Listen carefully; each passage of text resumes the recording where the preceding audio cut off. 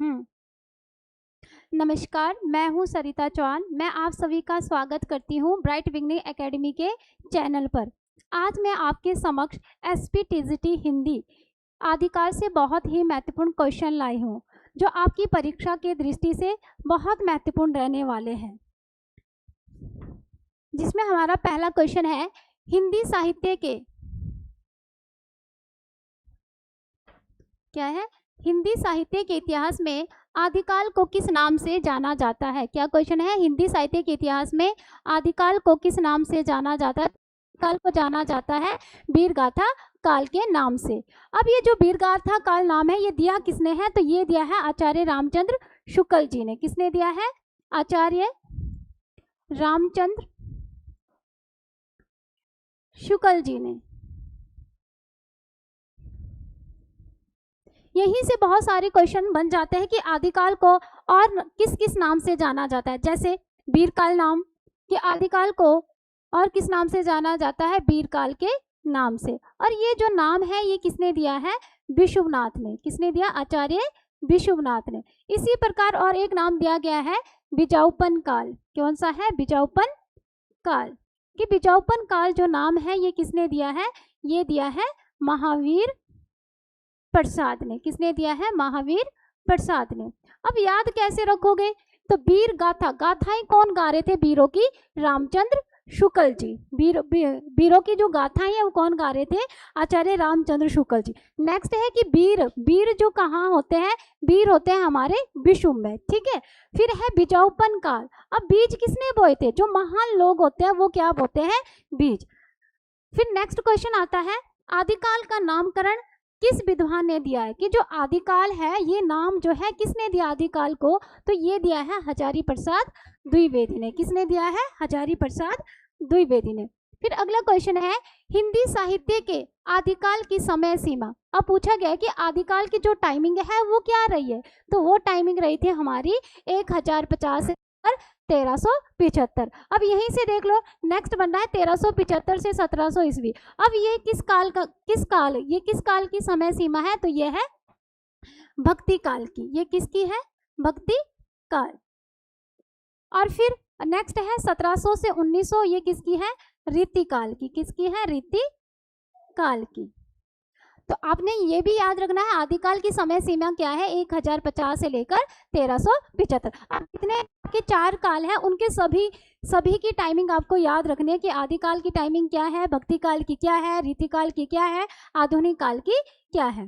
फिर next question आता है, मैथिल कोकिल किसे कहा जाता है। जो हिंदी में है कि मैथिल कोकिल किसे कहा जाता है, ये कहा जाता है विद्यापति को। किसको कहा जाता है, विद्यापति। अब इनको मैथिल कोकिल क्यों कहा, क्योंकि इन्होंने एक रचना लिखी है पदावली। कौन सी रचना है इनकी, पदावली। इसकी जो रचना है इन्होंने किसमें की, मैथिल भाषा में, इसलिए इनको क्या कहा जाता है, मैथिल कोकिल कहा जाता है। फिर नेक्स्ट क्वेश्चन है, हिंदुस्तान की तूती किसे कहा जाता है। तो हिंदुस्तान की जो तूती है वो किसे कहा जाता है, अमीर खुसरो को। किसे कहा जाता है, अमीर खुसरो को।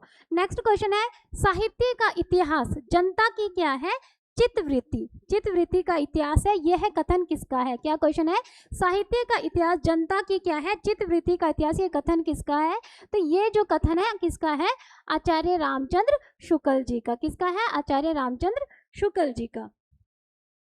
फिर नेक्स्ट है, आदिकाल की सर्वाधिक प्रसिद्ध रचना कौन सी है। तो ये तो हमें पहले ही पता है, पद्मावत किसकी है, भक्ति काल की। रामचरितमानस भी किसकी है, भक्ति काल की। साकेत किसकी है, हमारी किसकी, द्विवेदी युग की। तो कौन सी रही, अब बची कौन सी है, पृथ्वीराज रासो। कौन सी है, पृथ्वीराज रासो। तो आदिकाल की जो सर्वाधिक प्रसिद्ध जो रचना है वो कौन सी है, पृथ्वीराज रासो। अब यहीं से हमारा क्वेश्चन बन जाता है कि पृथ्वीराज रासो जो है ये किसने लिखा है, तो ये लिखा है, किसने लिखा है, चंदवरदाई ने। किसने लिखा है, चंदवरदाई। किसने लिखा है, चंदवरदाई। अब नेक्स्ट क्वेश्चन आता है, पृथ्वीराज, यही क्वेश्चन बन गया कि पृथ्वीराज रासो के रचयिता कौन है, तो कौन है, चंद। अब हमारे रासों से भी क्वेश्चन पूछे जाते हैं कि कौन सा रास किसने लिखा है, तो हमें पता होना चाहिए जगनी कौन सा रासो लिखा है। तो उन्होंने लिखा है परमाल रासो। कौन सा लिखा है? परमाल रासो। याद रख सकते हो जेपी। कैसे याद रखते हो? जे से क्या है? जगनिक, पी है परमाल रासो। इसके अलावा जैसे एक बिसल देव रासो है, विसल देव रासो, ये किसने लिखा है? ये लिखा है नरपति नाल्हा ने। ये किसने लिखा है? नरपति नाल्हा ने। ये क्वेश्चन भी इंपॉर्टेंट है, रासो से भी क्वेश्चन आ जाते हैं कि जो परमाल रासो है किसने लिखा है? जगनिक ने। बिसलदेव रासो है किसने लिखा है? नरपति नाल्हा ने। यहीं से हमारा क्वेश्चन बन जाता है, बिसलदेव रासो में जो नायक था वो कितने वर्ष के लिए रूट के चला गया था? क्योंकि नायिका से रूट जाता है तो 4 वर्ष के लिए रूट के चला गया था उड़ीसा में। फिर नेक्स्ट क्वेश्चन आता है चंदवरदाई। जो वरदाई है किसके दरबारी कवि थे? तो ये किसके दरबारी कवि थे? पृथ्वीराज चौहान के। ठीक है। फिर नेक्स्ट क्वेश्चन आता है महापुराण के रचयिता कौन है? तो महापुराण के रचयिता कौन है? पुष्पदंत। कौन है? पुष्पदंत। नेक्स्ट है आदिकालीन साहित्य में किस तत्व का अभाव रहा है? तो वहां पे भाई अभाव रहा, वो रहा राष्ट्र। क्योंकि जो राजा लोग, जो हमारे कवि रहे थे, वो किसका वर्णन करते थे? राजाओं का गुणगान करते, क्योंकि वहां से उनको क्या मिल रहे थे? यश की प्राप्ति हो रही थी। तो वहां पे जो हम अभाव था वो था राष्ट्रीयता का। नेक्स्ट क्वेश्चन आता है सिद्ध सीमांत युग किसकी संकल्पना किसने की? जो सिद्ध सीमांत युग है ये किसने कहा था? तो ये कहा था राहुल सांकृत्यायन ने। किसने कहा था? राहुल सांकृत्यायन।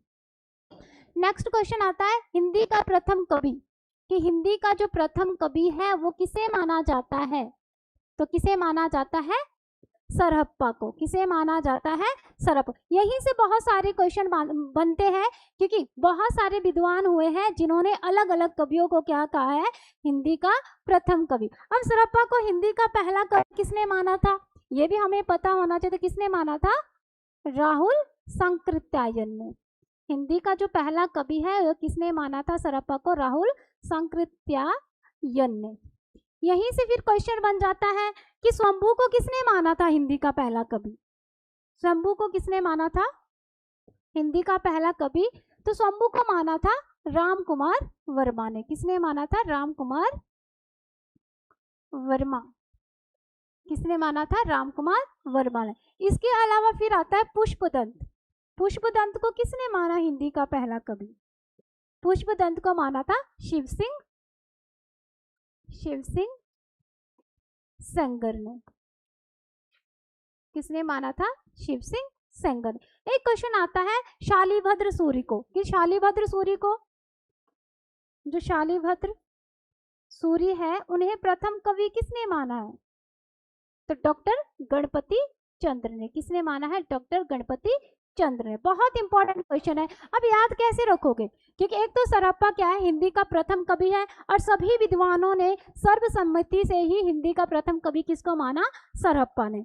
फिर स्वयंभू, स्वयं को किसने माना था? याद रखो कि स्वयं को किसने माना है? जो राम भगवान है उसने क्या माना? हिंदी का प्रथम माना किसको? स्वयंभू को, स्वयं को।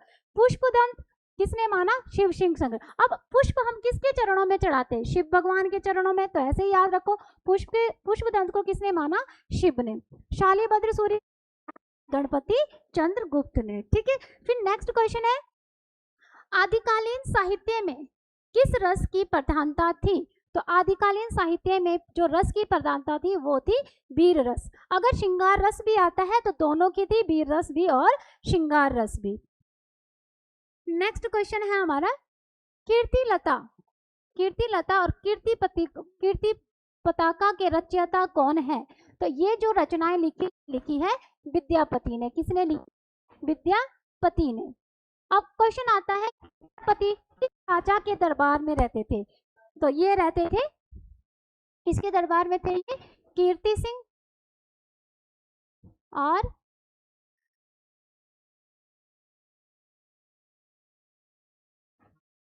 ये रहते थे कीर्ति सिंह और शिव सिंह के दरबार में। किसके दरबार में रहते थे? कीर्ति सिंह और शिव सिंह, दो राजाओं के दरबार में रहते। इन्होंने जो कीर्ति लता जो रचना है ये लिखी थी कीर्ति सिंह के दरबार में, और जो कीर्ति पताका जो रचना है ये लिखी थी शिव सिंह। अब इसको भी याद कैसे रखोगे, शिव के सर पे क्या होती है, पताका होती है, तो कौन सी रचना इन्होंने शिव सिंह के दरबार में लिखी है, कीर्ति पताका, और कीर्ति लता कीर्ति सिंह के। नेक्स्ट क्वेश्चन है, विद्यापति की जो पदावली है किस भाषा में लिखी गई है। मैंने पहले भी ये क्वेश्चन बता दिया था कि जो पदावली की जो भाषा रही थी वो कौन सी थी, मैथिली भाषा। नेक्स्ट क्वेश्चन है, नाथ पंथ के जो पंथ है उसके जो प्रवर्तक है वो कौन रहे हैं, गोरखनाथ रहे हैं। नाथ पंथ के जो प्रवर्तक रहे हैं वो कौन है, गोरखनाथ। नेक्स्ट क्वेश्चन है,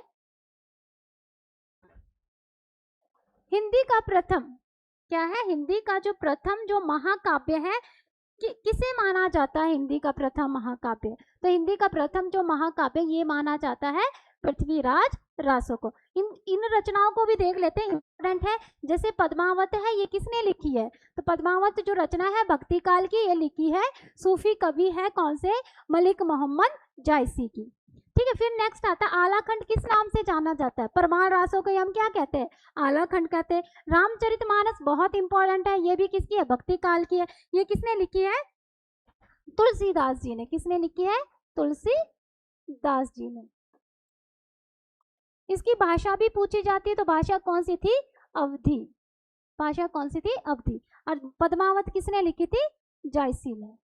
इसकी भाषा भी पूछी था तो कौन सी थी, अवधी। ठीक है, फिर नेक्स्ट क्वेश्चन आता है, उत्तर भारत में आलाखंड नाम से प्रसिद्ध काव्य कौन सा है, अभी भी बोला था, तो कौन सा था, परमार रासो। नेक्स्ट है, अपभ्रंश का भभूति किसे कहा जाता है। जो अपभ्रंश जो भाषा है उसका भभूति किसे कहा जाता है, पुष्प दंत को। यहीं से नेक्स्ट क्वेश्चन बनता है, अपभ्रंश का वाल्मीकि किसे कहा जाता है। क्वेश्चन ही आ गया, क्या क्वेश्चन है, अपभ्रंश का वाल्मीकि किसे कहा जाता है, तो किसे कहा जाता है, स्वयंभू को। इंपॉर्टेंट क्वेश्चन है कि अपभ्रंश का भभूति किसे कहा जाता है, अपभ्रंश का वाल्मीकि किसे कहा जाता है। तो अपभ्रंश का भभूति किसको कहा जाता है, पुष्पदंश को, और वाल्मीकि कहा जाता है स्वयं। अब वाल्मीकि क्यों कहा जाता है, इनकी एक रचना है पयुम चर्यु। कौन सी रचना थी, पयुम चर्यु। बहुत महत्वपूर्ण रचना है कि पयुम चर्यु जो रचना है वो किसने लिखी है, तो ये लिखी है स्वयंभू ने। पयुम जो चर्यु है ये अपभ्रंश काल की क्या कही जाती है, रामायण, इसलिए इनको क्या कहा जाता है, अपभ्रंश का वाल्मीकि। अब नेक्स्ट क्वेश्चन है, सिद्धों की संख्या कितनी मानी जाती है। ये क्वेश्चन भी महत्वपूर्ण है टेट के हिसाब से, तो कितनी मानी जाती है, 84। कितनी मानी जाती है, 84। अब यही क्वेश्चन बनता है, नाथों की संख्या। अब नाथों की संख्या कितनी है, 9। 9 से 9।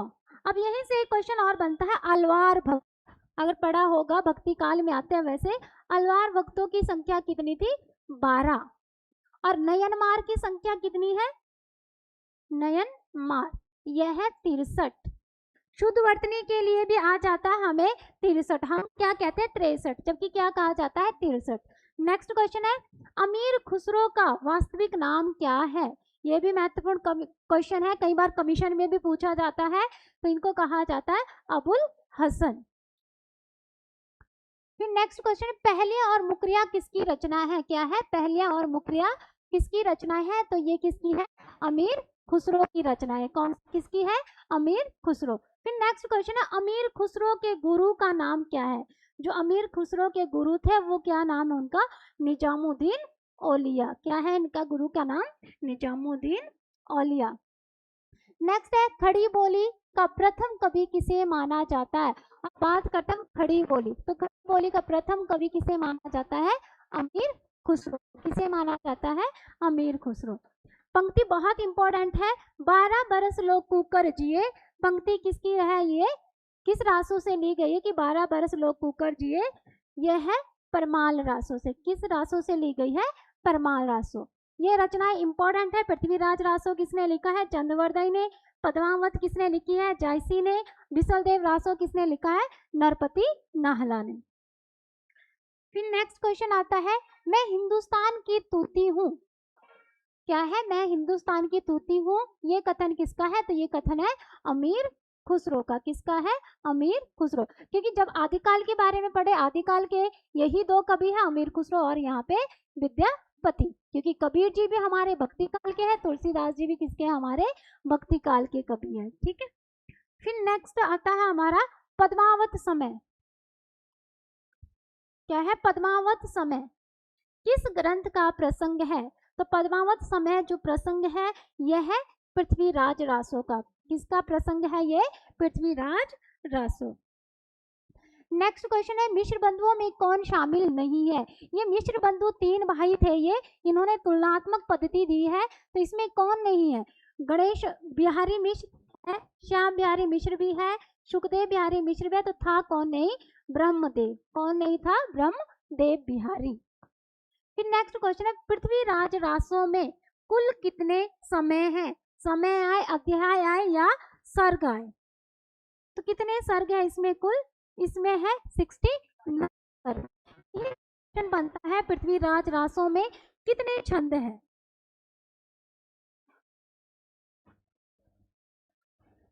कितने हैं इसमें पृथ्वीराज रासो में, अगर हम छंद की बात करें तो छंद है इसमें 68। यहाँ से भी क्वेश्चन बन जाता है सर्ग से भी, ये वाले कर लेना कि कामायनी में कितने सर्ग है, प्रिय प्रवास में कितने सर्ग है। बाकी टाइम रहा तो वीडियो बना के लाएंगे इसके लिए भी एक अलग से। तो पृथ्वीराज रासो में कुल कितने समय है, तो यह है 69। छंद की बात करें तो कितने हैं, 68। फिर नेक्स्ट क्वेश्चन है हिंदी साहित्य का प्रथम इतिहास ग्रंथ कौन सा है। अब हिंदी साहित्य में जो प्रथम इतिहास ग्रंथ है वो कौन सा है, इस्तवार लिटरेचर एंड हिंदुस्तानी। ये जो है ये लिखा है, किसने लिखा है, गारसादा तासी ने। किसने लिखा है, गारसादा तासी। क्योंकि यहाँ से भी क्वेश्चन बन जाता है कि लिखा किसने है, तो किसने लिखा, गारसादा तासी। और भाषा कौन सी रही थी, किस भाषा में लिखा गया था, तो ये लिखा गया था फ्रेंच भाषा में। जब हिंदी साहित्य को ग्रंथ के लिखने का प्रयास किया गया तो सबसे पहले फ्रेंच भाषा में इतिहास लिखा गया था, इस्तवार द लिटरेचर एंड हिंदुस्तानी। ये किसने लिखा था, गारसादा तासी ने। और भाषा कौन सी थी, हमारी फ्रेंच भाषा। फिर नेक्स्ट आता है हिंदी साहित्य में कवि वृत्तों का सर्वप्रथम, क्या है, कवि वृत्तों का जो सर्वप्रथम है उल्लेख किसने किया था, ये भी किसने किया था, गारसादा तासी ने। एक क्वेश्चन यहीं से बन जाता है, ये है कवि वृत्तों, एक है काव्य रूढ़ियों, कि काव्य जो रूढ़ियां हैं सर्वप्रथम किसने लिखी थी, काव्य रूढ़ियों का जो सर्वप्रथम वर्णन है वो किसने किया था, हजारी प्रसाद द्विवेदी। किसने किया था, हजारी प्रसाद द्विवेदी। किसने किया था, हजारी प्रसाद द्विवेदी ने। तो काव्य वृत्तों की बात करें तो काव्य वृत्तों का वो सर्वप्रथम उल्लेख किसने किया था, गारसादा तासी ने। और बात करें हम किसकी, काव्य रूढ़ियों की, तो ये किसने की थी, हजारी प्रसाद द्विवेदी ने। फिर नेक्स्ट है हिंदी की प्रथम रचना। हिंदी की प्रथम रचना किसे माना जाता है, तो किसे माना जाता है, श्राव का आचार। ये किसकी कृति है, अगर हम बात करें, क्योंकि क्वेश्चन यहाँ से भी बन सकता है, श्राव का आचार किसकी रचना है, तो किसकी है, ये देवसेन की। किसकी है, और ये लिखी कब गई थी, अगर हम बात करें कि इसे लिखा कब गया था,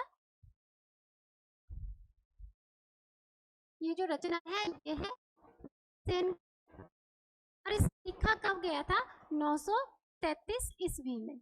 अगर हम इसमें दोहे की बात करें कि इसमें दोहे कितने हैं, तो दोहे इसमें 250, 250। ये भी इम्पोर्टेंट है कि हिंदी की जो प्रथम रचना है वो कौन सी है, श्राव का आचार है, और किसने लिखी है, देवसेन ने लिखी है। कब लिखी गई, 933 ईस्वी में लिखी है। दोहे कितने हैं इसमें, 250 दोहे हैं। फिर नेक्स्ट क्वेश्चन आता है, इंपॉर्टेंट है, राउलवेल के रचयिता कौन है। अगर हम राउलवेल के प्रवर्तक की बात करें या जनक की बात करें तो कौन है, रोड़ा कवि है। कौन है, रोड़ा कवि।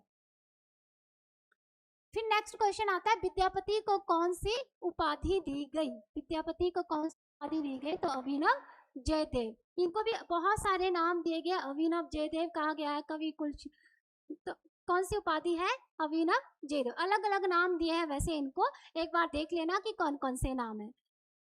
तो आशा करती हूँ अगर आप लोगों को मेरी ये क्लास पसंद आए तो आप लोग इस वीडियो को क्या है लाइक करें, शेयर, और ब्राइट बिगनी एकेडमी के चैनल से बने रहे आप लोग। धन्यवाद।